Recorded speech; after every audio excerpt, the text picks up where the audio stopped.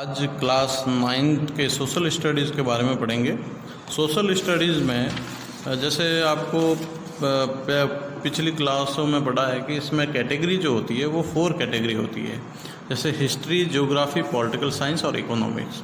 ये 4 कैटेगरी होती है। इसमें सबसे पहले जो है आज हम शुरू करेंगे वो है पॉलिटिकल साइंस में what is democracy and Y democracy. इसमें मैं सबसे पहले आपको जो है डेफिनेशन के बारे में बताऊँगा कि किस प्रकार से डेमोक्रेसी का मीन्स होता है, डेमोक्रेसी का जो वर्ड है वो कहाँ से ट्रेस हुआ है, डेमोक्रेसी का मेन मीन क्या है, उसके बारे में डिटेल में आपको सारी इन्फॉर्मेशन उस डेफिनेशन के अंदर दिया हुआ है। वो नोट्स जो है आपको प्रोवाइड किया जाएगा और उस नोट्स को आपको राइट करना है। बुक से हम ज़रूर देखेंगे, लेकिन जो मेन बेसिक्स है, क्योंकि बेसिक्स के अकॉर्डिंग हमें आगे बढ़ना है, क्योंकि उसको बेसिक्स कंप्लीट नहीं होगा तो हम आगे जो बोर्ड के लेवल की प्रिपेयरिंग हो नहीं पाएगी। तो अभी जैसे आपको जो भी ट्रांसफ़र किया जाता है उस डेफिनेशन को राइट करना है नोट्स के रूप में। जैसे डेमोक्रेसी के बारे में है तो डेमोक्रेसी के नोट्स के बारे में हम बताएंगे, तो उन नोट्स को आपको कंप्लीट करना है और उसकी डेफिनेशन जो है वो प्रॉपर आपको राइट करके उसको नोटबुक में उतारना है और उसके कुछ जो आंसर वगैरह जो है आपको दिए जाएंगे वो आंसर भी आपको करने हैं। तो इस प्रकार से कि जो सोशल स्टडीज़ है उसमें से हम एक एक चैप्टर जो है राइट करेंगे और उसके बारे में पढ़ेंगे कि भाई कौन कौन सा जो चैप्टर इम्पोर्टेंट। जैसे डेमोक्रेसी के बारे में जैसे ये नोट्स है, तो इस नोट्स में जो भी आपको डेफिनेशन पढ़ाई जाएगी वो आपको ध्यान में रखना है। आज क्लास 6 सोशल स्टडीज़ के बारे में पढ़ेंगे और सोशल स्टडीज़ में हमें पता है कि हमेशा इसकी 4 कैटेगरीज बनी हुई होती है, जैसे हिस्ट्री, पॉलिटिकल साइंस, इकोनॉमिक्स और ज्योग्राफी। ये 4 कैटेगरी में डिवाइडेड है सोशल स्टडीज़। तो आज हम सबसे पहले सिविक्स के अंदर पढ़ेंगे, जो चैप्टर नंबर 5 है डेमोक्रेसी, कि लोकतंत्र क्या है। डेमोक्रेसी के बारे में आजकल हम सब जगह देखते हैं कि इलेक्शन होते हैं, सरकार बनती है, वोटिंग होती है, किस तरीके से जो पॉलिटिकल लीडर अपना वर्क करते हैं। तो आज सबसे पहले हमें जो उसका जो मेन रूट है पॉलिटिकल साइंस की कि democracy, without democracy we can not image political science. तो first we study about the democracy. तो डेमोक्रेसी अब जैसे हम पढ़ रहे हैं कि ये डेमोक्रेसी वर्ड आया कहाँ से, तो ये सबसे पहले पढ़ेंगे हम कि democracy traces back to Greek language. ये ग्रीक लैंग्वेज से निकला हुआ है और ग्रीक लैंग्वेज में जो डिमोस और क्रेटिया, ये 2 वर्ड हैं जिससे ये बना है। डिमोस का मतलब होता है पीपल और क्रेटिया का मतलब होता है पावर और रूल। टोटली उसका जो मीन्स होता है वो पीपल पावर होता है।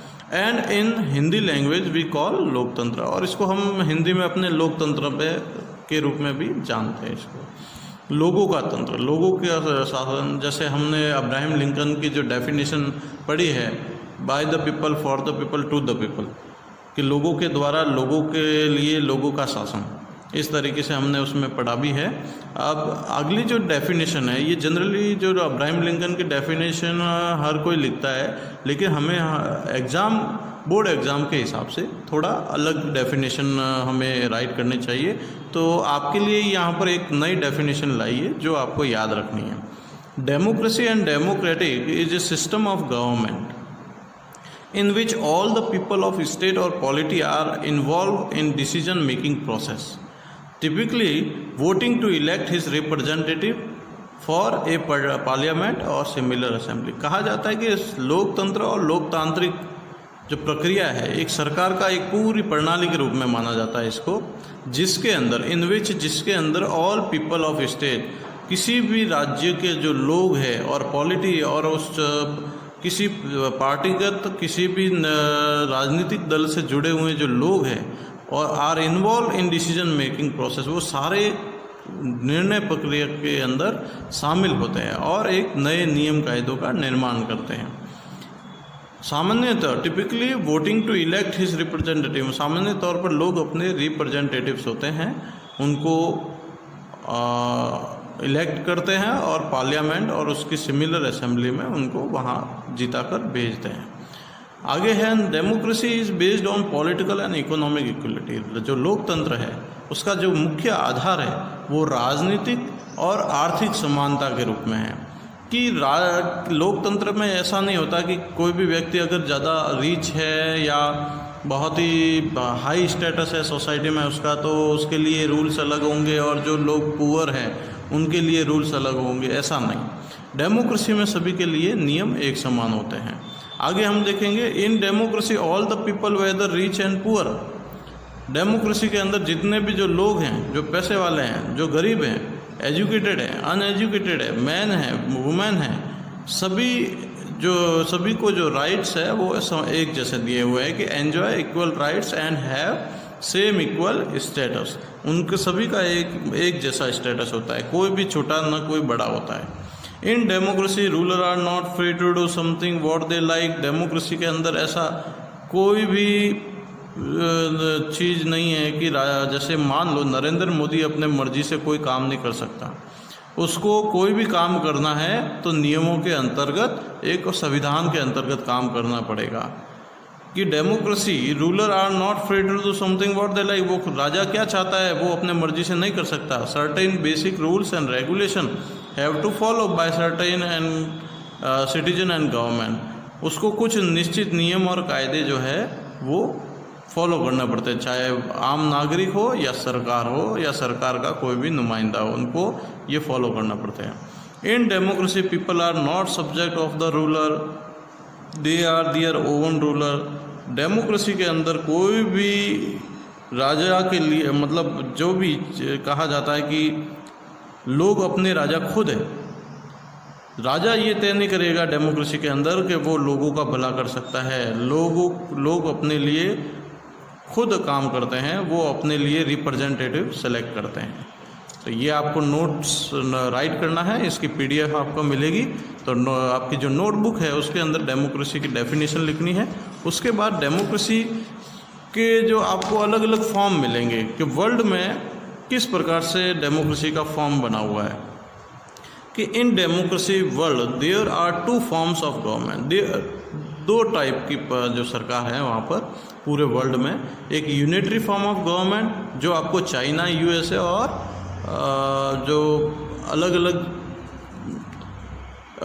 ऐसे जो देश है जो 1 पार्टी और 2 पार्टी सिस्टम होता है, वहाँ पर आपको ये मिलेगा।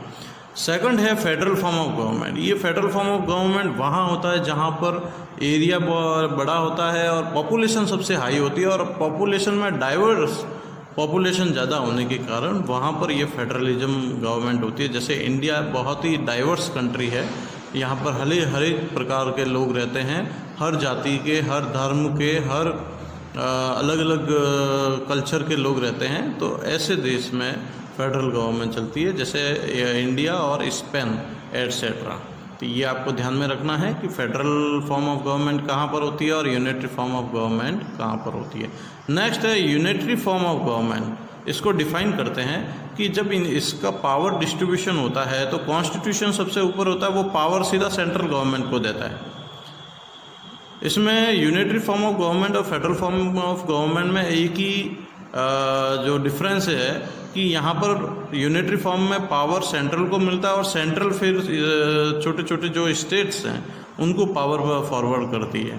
तो यहाँ पर पावर का सेंट्रलाइज है, देखेंगे कि इसमें पावर का सेंट्रलाइज है, सभी को सेंटर के अकॉर्डिंग चलना पड़ता है इस यूनिटरी फॉर्म ऑफ गवर्नमेंट में। जबकि फेडरल फॉर्म ऑफ गवर्नमेंट में जो कॉन्स्टिट्यूशन पावर है ना, वो सभी स्टेट और सेंट्रल को एक समान दे रहा है, जिसमें कहा जाता है कि यहाँ पर डिसेंट्रलाइजेशन है पावर का, विकेंद्रीकरण कहते हैं इसमें, कि यहाँ पर पावर का डिसेंट्रलाइज है जिसमें हर एक इंस्टीट्यूशन अपना जो स्पेशल पावर रखता है कि in this system power distribution like decentralise. ये डिसेंट्रलाइज के रूप में हो जाता है और ये सेंट्रलाइज के रूप में रहता है। तो in democratic country there are 2 types of government. अब जब वर्ल्ड की बात की तो हमने यहाँ पर फॉर्म ऑफ गवर्नमेंट के बारे में पढ़ा था। अब हम पढ़ रहे हैं कंट्री के अंदर किस प्रकार की सरकारें होती है, किस तरीके से वो डिवाइड करते हैं। तो in democratic country there are 2 types of government. Union government, जिसको सेंट्रल गवर्नमेंट भी कहते हैं, और स्टेट गवर्नमेंट। जैसे अपने इंडिया में भी अपन देखते हैं कि हमारे यहाँ सेंट्रल गवर्नमेंट भी है और स्टेट गवर्नमेंट भी है। तो हर देश के अंदर इस प्रकार की सरकारें होती है, दो प्रकार से। और वर्ल्ड में ये फॉर्म्स है गवर्नमेंट के, जो यूनिटरी फॉर्म्स जो 2 पार्टी सिस्टम या 1 पार्टी सिस्टम में चलते हैं, और फेडरल फॉर्म जो है मोर देन 2 पार्टी या मल्टी पार्टी सिस्टम के रूप में भी चलते हैं।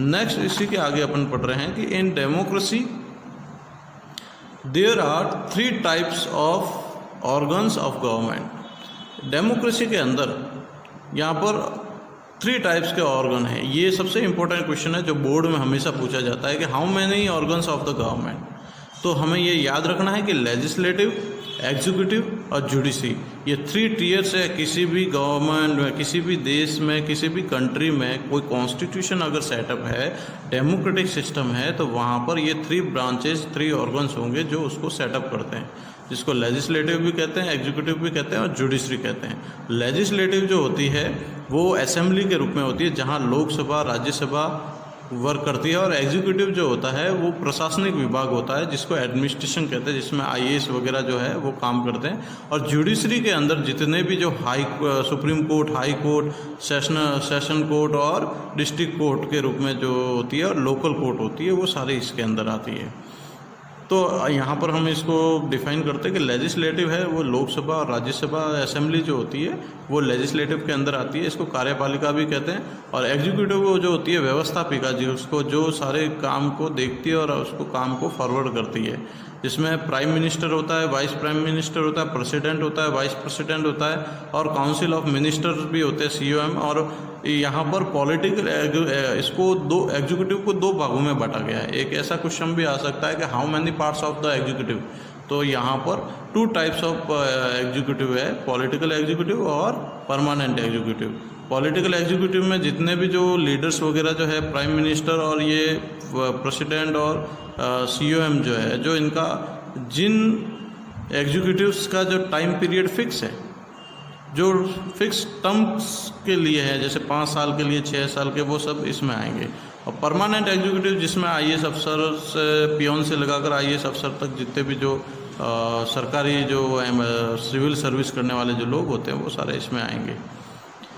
जुडिशरी में मैंने बताया था आपको, सबसे हाई टॉप पर जो कोर्ट होती है सुप्रीम कोर्ट, उसके बाद हाई कोर्ट, फिर डिस्ट्रिक्ट कोर्ट, इसको सेशन कोर्ट के रूप में भी लिया जाता है, और सबसे नीचे आती है सिविल कोर्ट। तो ये पूरा एक डेमोक्रेसी का जो पार्ट है, और डेमोक्रेसी के ये ऑर्गन्स के रूप में इनको जाना जाता है। और ये ऑर्गन्स अपने आप में जो वर्क करती हैं, जिससे लोगों, आम जो कॉमन पीपल है, उनको सारी जो सिचुएशन है उनकी कंप्लीट होती है। तो आज के लिए हम डेमोक्रेसी के बारे में पढ़ा है, इस डेफिनेशन को आपको लिखना है, और इसके जो क्वेश्चन है वो आपको नोट करने हैं।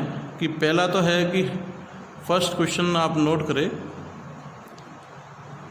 How many types of organ in government. ये मैंने अभी आपको पहले बताया था, इसके क्वेश्चन आपको आंसर लिखना है। दूसरा है how many forms of government in the world. Explain करना है इसको, ऐसे नहीं 1 वर्ड में आप लिखो, एक्सप्लेन करना है जो मैंने आपको पहले पीछे बताया उसको रूप में पूरा। इसको भी एक्सप्लेन करना है जो अभी मैंने आपको पढ़ाया है, इसको भी। फिर क्वेश्चन नंबर 3 है आपके,